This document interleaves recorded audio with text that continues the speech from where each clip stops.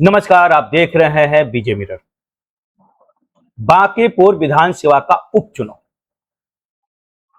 या उपचुनाव है या पिपली लाइव है, इसका अंदाजा लगाना भी मुश्किल है।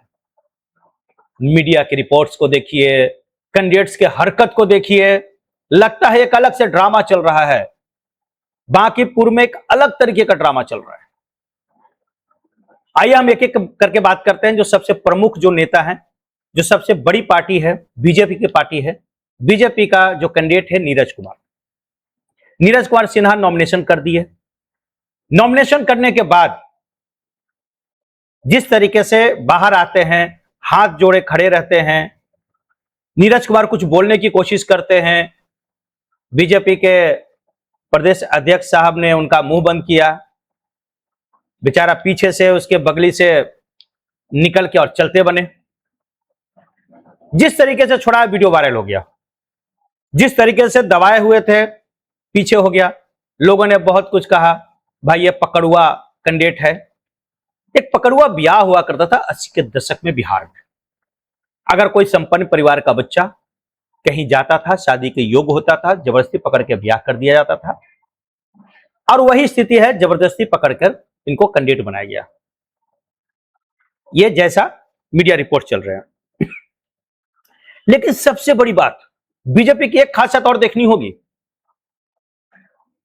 कि बीजेपी कैंडिडेट जो है बूथ लेवल के कार्यकर्ता को भी नेता बना सकता है। और यही नीरज कुमार के साथ हुआ है। नीरज कुमार एक बूथ लेवल के कार्यकर्ता है।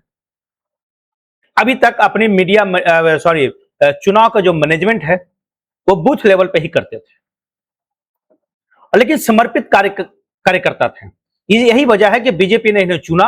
और बिल्कुल जो कहते हैं ना कि जो बाकी पार्टियों में दरी बिछाता रहता है, वो दरी बिछाता रह जाता है और टिकट बाहर से लोग लेके आता है। लेकिन बीजेपी ने यह कर दिखाया कि नहीं, दरी बिछाने वाला आदमी ही हमारा अगला नेता है।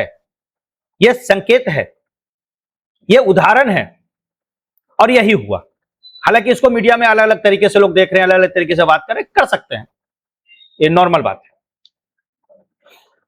सबसे बड़ी बात बीजेपी का देखिए, 40 स्टार प्रचारक लगाए हैं यहां, एक छोटा सा। भाई तो पिपली लाइव वाली स्थिति आ गई, कोई कुछ बोलेगा, कुछ बोलेगा, और सारे मीडिया, यूट्यूबर, सबका ध्यान बांकीपुर पे है। कोई और तो विधानसभा पटना में है नहीं, उपचुनाव एक ही होना है। जमा बड़ा लगा हुआ है। जितने वोटर नहीं है, मुझे लगता है कि उतना तो यूट्यूब वाले वहां पहुंचे हुए हैं। सब अपने अपने तरीके से चला रहे हैं।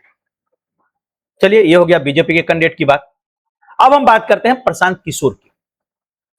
प्रशांत किशोर की एक विरोध देखने को मिल रहा है लोगों का कि भैया आप बांकीपुर में आपने किया क्या है, करेंगे क्या?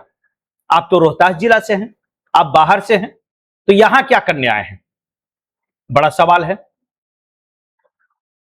आपकी पार्टी पूरे बिहार में पिछले विधानसभा में एक भी सीट नहीं जीती, और आपने कहा था कि हम संन्यास ले लेंगे। तो आप अपनी बात पे तो कायम नहीं है।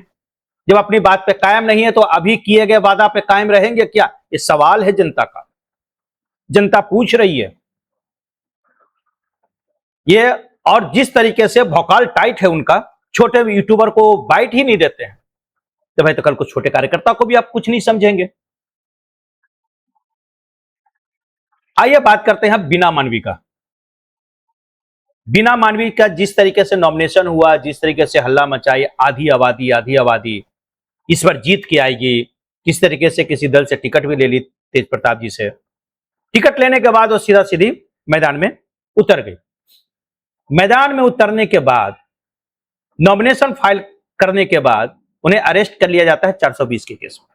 हालांकि उसी दिन जमानत मिल भी जाती है, हो गया। अब फिर बाद में नॉमिनेशन रद्द हो गया। नॉमिनेशन रद्द होने के पीछे जो कारण है सबसे बड़ा, 10 प्रस्तावक चाहिए थे, उन्होंने 9 प्रस्तावक दिए। तो सवाल ये उठता है कि इतनी बड़ी चूक तो हो नहीं सकती है। यानी कि कहीं ना कहीं एक गलती हुई है कि उनको प्रस्तावक 9 ही मिले हैं, 10वां व्यक्ति नहीं मिला हो, इसलिए चुनाव नहीं फाइट कर पा रहे हैं। ये भी तो सवाल उठ सकता है। दूसरी बात है, उन्होंने कहा था कि हम रात भर जाग के यह फॉर्म भरे हैं, और ये फॉर्म भरने के बाद हम जमा किए हैं। तो भाई इतनी बड़ी गलती कहां से रह गई? आप वकील लगाए हुए थे फॉर्म भरने के लिए, वकील सारे चीजों को देख रहे थे, फिर कहां कमी रहेगी? किस तरह के वकील आपने लगाए थे? रही बात उसके बाद जब आपने कहा कि मुझे अंदेशा था कि कुछ ना कुछ मेरे साथ होने वाला है, इसलिए तू दाल दाल में पात पात। भैया तो दाल दाल और पात पात और थोड़ा खेलते, ये तो बहुत जल्दी आप आउट हो गए। क्या यह माना जा सकता है कि आप पहले ही हार स्वीकार कर लिए, या किसी दूसरे दल को फायदा पहुंचाने के लिए आपने ऐसा किया? आइए बात करते हैं रेखा गुप्ता। बिल्कुल शांत, ना मीडिया का बहुत अट्रैक्शन है उनके तरफ, ना पार्टी की तरफ से कोई बयान आ रहा है, ना पार्टी ने अभी तक किसी प्रचारक का अपने उन्होंने जिक्र किया है, खुद ही मैदान में घूम रही हैं।